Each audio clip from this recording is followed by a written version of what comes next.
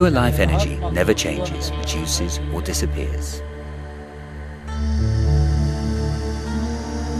This energy, in various guises and forms, becomes solar systems and the life on our world.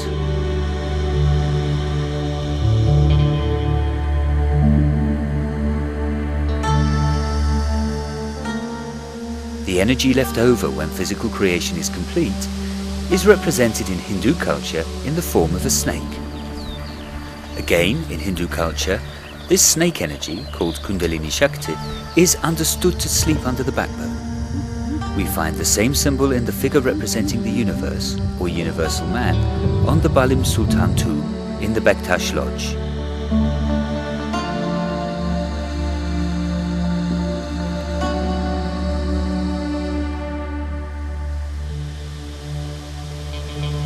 There are two sides to creation. One goes from a spiritual center to a plurality. The other returns to the spiritual center from plurality.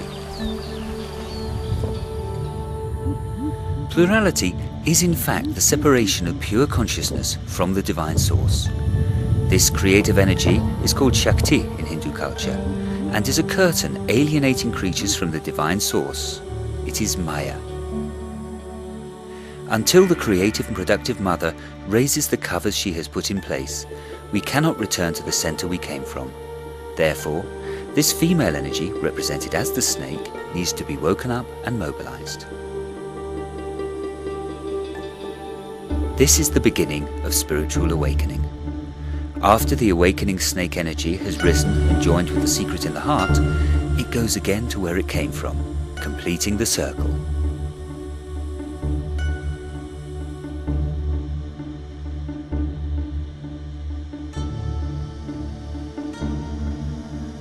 The Sanskrit word for this creation energy, Kundalini Shakti, means a fire burning in a hollow cup.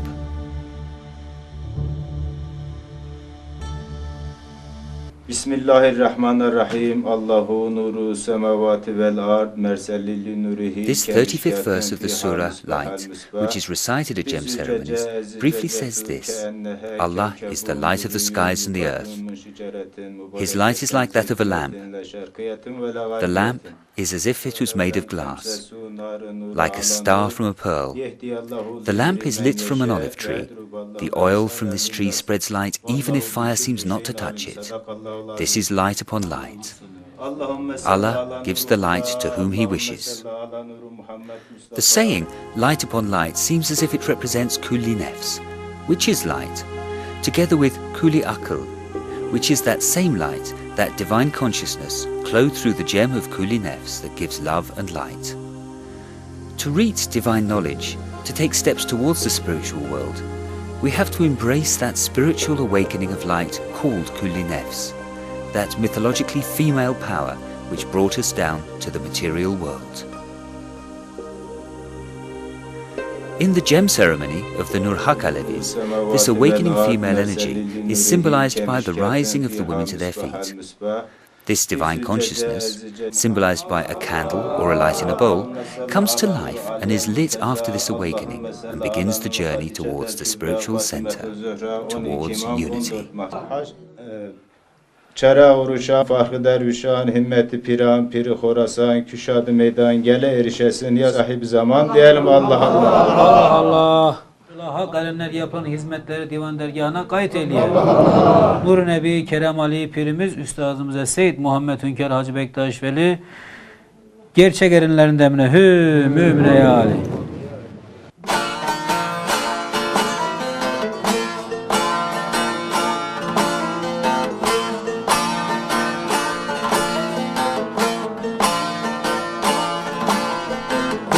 Hata ettim hüda yak delili Muhammed Mustafa yak delili.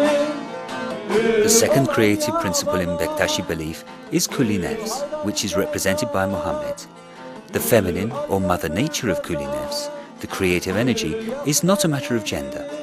This feminine principle is an energy of tenderness, peace, softness and self-sacrifice, which can silently end itself, which gives us life and breath, nurtures us spiritually and physically, and protects us. Dilersen Hürrem eder de devayı hü diyelim Allah Allah. Gerçek erenlerin demine hü. This is an energy found in both men and women. In the same way, isn't Haji Bektashveli the perfect man who came into the blood and tears of the 13th century to meet men's spiritual needs and nurture them? An energy of peace and kindness.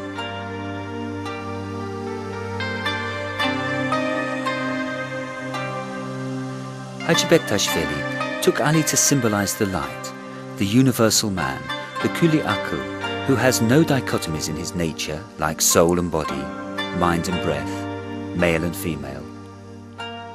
As people, our spiritual existence was once in this Kuli Akıl. When Allah wants something to be, He says, be, and it is. On this command, the cosmic minds known as Insani Kamil came down and began to form the material world we know. The birth of man and matter was manifested through the sacrifice of that everlasting spirit, Kuli Akıl, or Insani Kamil, without gender, form or differentiation. After creation, the lower nature of Kuli Nefs, life and life energy, is fastened to the physical body and takes corporeal form.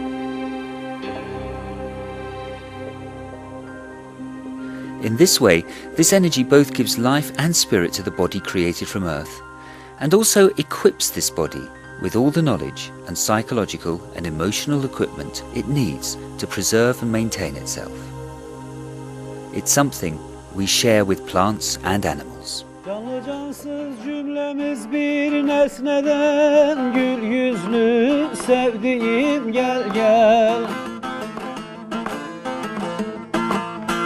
Var oluyor bu bir hikmet sultanım, gül yüzlü sevdiğim gel gel.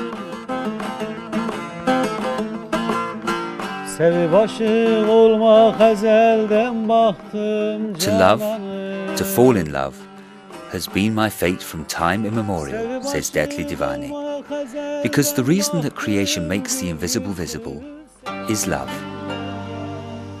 Love in all creatures, including man, other than Allah, is a fire which destroys all beings and all relations. Therefore, when love burns, it is nothing else than the unmediated knowledge of Allah, as it leaves nothing but Allah behind. But this ability is dormant in man. The Divine Spirit, which at Allah's command descends to the material level and conceals itself in the hearts of men, becomes converted into a desire to know the material world and the body. In this way, man's mind becomes a window through which spirit perceives the world. But man has eaten of the tree of the knowledge of good and evil, which led to his banishment from paradise. This is the source of judgment, which spoils the purity of the mind. Man has eaten of the forbidden fruit and has descended to the material level, and his mind is thus judgmental, dividing and compartmentalizing. Man labels his impressions of the outside world good and bad. He rejects the evil and puts it out of his mind. He tries to possess the good. This opens the way to ambition, jealousy, anger, hate, arrogance, and dependence. In time, these build a wall in our hearts which hides the divine light from our sight. Thus man becomes separated from the divine light and starts to think he actually comprises these feelings and thoughts.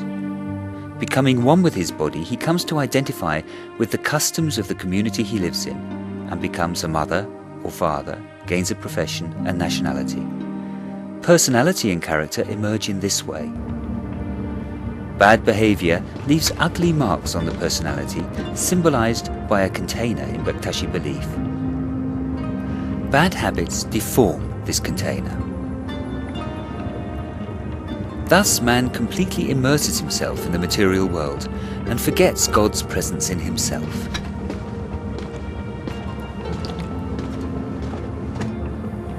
As Allah sacrificed his spiritual existence to create the visible world, man must renounce his human existence and personality in order to become the universal man and complete his evolution. While the descent, the creation, is Allah's affair, the ascent is for man and requires his unique effort.